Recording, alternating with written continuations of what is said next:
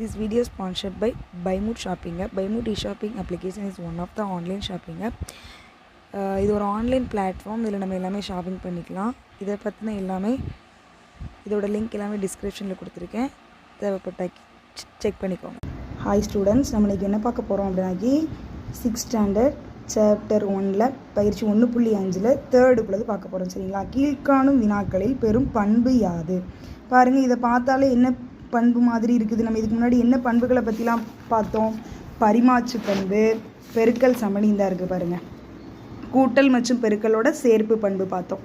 சேர்ப்பு பண்புனா அந்த பிராக்கெட் மட்டும் வித்தியாசமாக இருக்கும், இதுதான் சேர்ப்பு பண்பு. அப்புறம் கூட்டல் மற்றும் பெருக்கலின் பரிமாற்று பண்பு, நம்பர் மட்டும் வித்தியாசமாக இருக்கும். இங்கே 43 57 இருந்தால் இங்கே எப்படி இருக்கும்? 57 43 இருக்கும். இதுதான் இதோட வித்தியாசம். இப்படி நம்பர் மட்டும் மாறி இருக்கிறது அப்படியே இருந்தால் அது பரிமாற்று பண்பு. பிராக்கெட் மட்டும் மாறிச்சுன்னா அது நம்மளை என்ன சொல்லலாம்? நம்ம சேர்ப்பு பண்பு சொல்லலாம். அடுத்து நம்மளுக்கு கூட்டல் மற்றும் பெருக்கல் சமணி.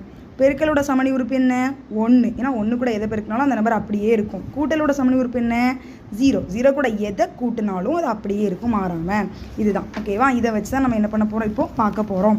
பாருங்கள், ஃபஸ்ட்டுக்குள்ளது என்ன? கீழ்காணும் வினாக்களில் பெறும் பண்பு யாது? 75 + 34 = 34 + 75. பாருங்கள், எண் அப்படியே தான் இருக்குது, நம்பர் மட்டும். அப்போ இது பரிமாற்று பண்பு எதோடது? கூட்டல். அப்போ கூட்டலின் பரிமாற்று பண்பு.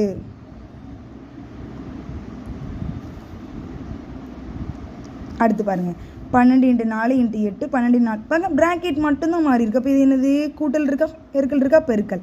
இப்போ என்ன பண்ணலாம்? பெருக்கலின் என்ன பண்பு சொன்னோம்? சேர்ப்பு பண்பு.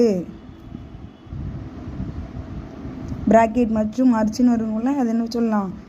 சேர்ப்பு பண்பு சொல்லணும். இங்கே பாருங்கள், இங்கே 0 இங்கே ப்ளஸ். அப்போ இது என்னது? சமணி. என்ன சமணி?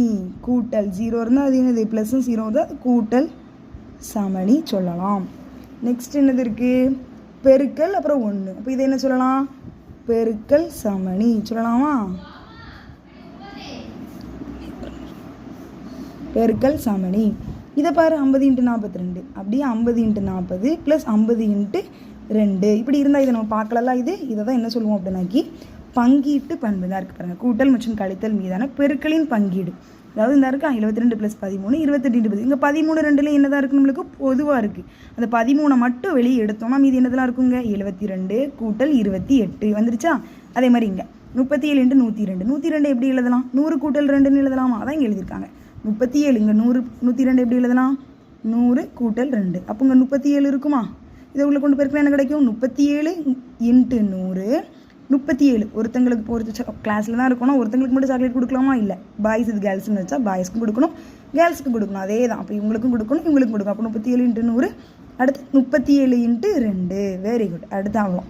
இந்த மாதிரி 37 98. 98 எப்படி எழுதலாம்? அதோட பக்கத்தில் உள்ள உறுப்புகள் எழுதணும். அப்போ 100ன்னு எழுதலாமா? 100 - 2ன்னு எழுதணும். அப்போ 37 × ஃபஸ்ட்டு இது கூட 37 × 100, அப்புறம் 37 × 2. அவ்வளோதான். இங்கே அப்போ இது என்னது? பெருக்கல் மற்றும் கூட்டல். அதுக்கு அப்போ இது என்ன சொல்லலாம்? பங்கீட்டு பண்பு. Thank you students. நெக்ஸ்ட் வீடியோவில் இதுக்கு அடுத்த சம்லாம் நம்ம என்ன செய்யலாம் பார்க்கலாம்.